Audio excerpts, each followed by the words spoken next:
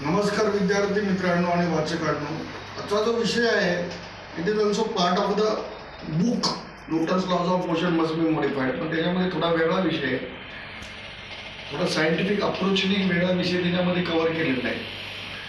तर त्याच्यामध्ये काय आहे माहिती आहे का, की असं मी एक प्रश्न विचारतो लोकांना की what is the most powerful organ in the human body. तर ह्या प्रश्नाचं उत्तर खूप वेगवेगळे माणसं वेगवेगळे उत्तर देऊ शकतात, हे देऊ शकतात. तर मला जर कोणी विचारलं, हे माझं उत्तर आहे, माझ्या पॉईंट ऑफ व्ह्यू. जरुरी नाही की ते प्रत्येकाला ॲक्सेप्ट व्हावं, परंतु त्या उत्तरामध्ये खूप म्हणजे सायंटिफिकली ते करेक्ट आहे की माणसाच्या बॉडीतला सगळ्यात पॉवरफुल पार्ट कुठला, which is the most powerful part in the human body. तर नीट लक्षात ठेवा की याची अनेक लोक वेगवेगळी उत्तर देतात. कोण मसल पॉवर बोलतं, कोण ब्रेन पॉवर बोलतं, कोण असं, कोण तसं, कोण मनगटाची भाषा बोलतं. तर सगळ्यात पॉवरफुल ऑर्गन जर मला विचारलं तर मी सांगतो टंग म्हणजे जीभ. तर त्याच्यामध्ये कसं आहे माहीत आहे का, की त्याचा सकारात्मक उपयोग करून घेतला पाहिजे. लोक विचारतात का असं, तर मी अनेक लोकांची उदाहरणं देतो. तर सगळ्यात पहिलं उदाहरण मी आदरणीय बाळासाहेब ठाकरे यांचं देतो. आदरणीय बाळासाहेब ठाकरे यांचं वक्तृत्व अख्खा महाराष्ट्र त्यांनी, म्हणजे मुंबई सिटी म्हणजे अजूनही महाराष्ट्राला बाळासाहेब ठाकरे हे व्यक्तिमत्व काय होतं हे अजूनही कळलेलं नाही. प्रबोधनकार ठाकरे यांचा वारसा एक योग्य अर्थाने त्यांनी जर पुढे नेला बाळासाहेब ठाकरेंनी, अख्खी मुंबई कंट्रोल करण्याची ताकद फक्त बाळासाहेब ठाकरे यांच्यामध्ये होती.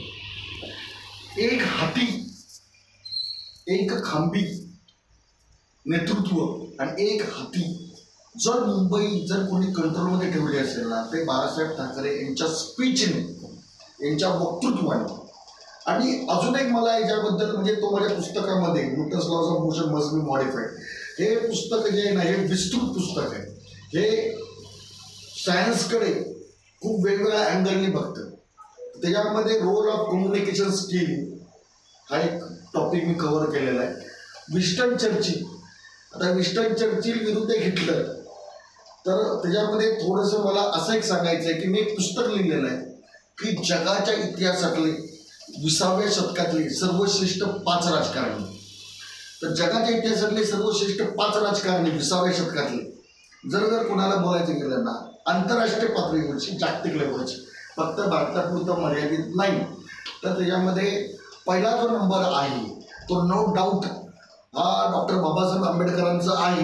कारण पूर्ण भारत देशाची निर्मिती आणि संपूर्ण जगाला त्यांनी नुसतं भारताला संविधान दिलेलं नाही, तर त्यांनी संपूर्ण जगाला संविधान दिलेलं आहे.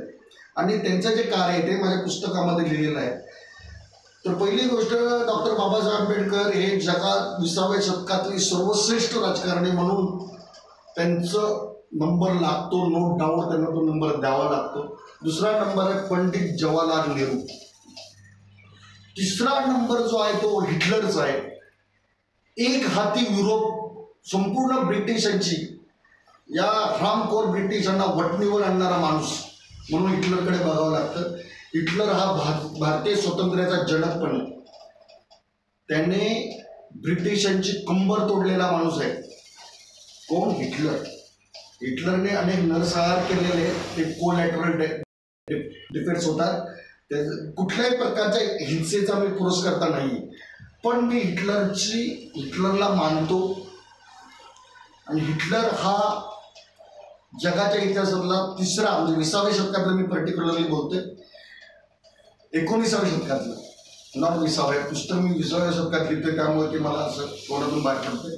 पण 19व्या शतकातलं सर्वश्रेष्ठ राजकारणी म्हणून 3rd रँक हिटलरला द्यावी लागते. 4थी रँक विस्टन चर्चिलला द्यावी लागते. आता विस्टन चर्चिलचा संबंध काय आहे, तर माझा जो मूळ व्हिडिओचा विषय आहे की which is the strongest part in the body, तर टंग म्हणजे कसं आहे माहिती आहे का, की हिटलरचा जो पराभव केलेला आहे ना, तो ब्रिटिशच्या आर्मीने नाही केला, ब्रिटिशच्या रणगाड्यांनी नाही केला. अनेक विद्वानांचं असं मत आहे, माझंच नाही तर असे अनेक विद्वानांचं मत आहे की हिटलरचा पराभव हा विस्टन चर्चिलच्या भाषणाने गेलेला. संपूर्ण ब्रिटिशांचं संरक्षण, हिटलरचा जर खरा पराभव जर कोणी केला असेल ना, तो विन्स्टन चर्चिलच्या भाषणाने केलेला आहे. आणि हिटलर सुद्धा विन्स्टन चर्चिल वचकून होता. त्यामुळे 3rd रँक हिटलरला दिलेला आहे, विन्स्टन चर्चिलला 4th रँक आहे आणि 5वा रँक हा स्टॅलिनला आहे. कारण हिटलरला जमिनीवर हरवणारा माणूस, काय हिटलरला जमिनीवर हरवणारा माणूस म्हणजे विन्स्टन आपलं जोसेफ स्टॅलिन आहे. म्हणजे हिटलरच्या मुसक्या बांधणारा माणूस म्हणून स्टॅलिनला, जोसेफ स्टॅलिनला.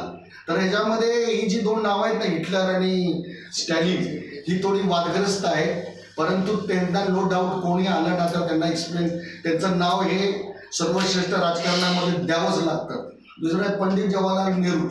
हे आंतरराष्ट्रीय कीर्तीचे खरोखरच राजकारणी होते. 17 वर्ष त्यांनी भारत सांभाळलेला आहे. विट इज नॉट अ जोक. तेव्हा भारत मुक्त स्वतंत्र झाला होता. आणि सर्वात प्रथम क्रमांक म्हणजे मी तुम्हाला सांगितलेलं आहे की the greatest personality in the history of human being म्हणून डॉक्टर बाबासाहेब आंबेडकरांना सर्वश्रेष्ठ राजकारणी म्हणून, जगाच्या इतिहासातल्या सर्वश्रेष्ठ राजकारणी म्हणून डॉक्टर बाबासाहेब आंबेडकरांना हा किताब देण्यात, म्हणजे त्यांचा तिथे नंबर नो डाऊट आपल्याला ठेवावाच लागतो.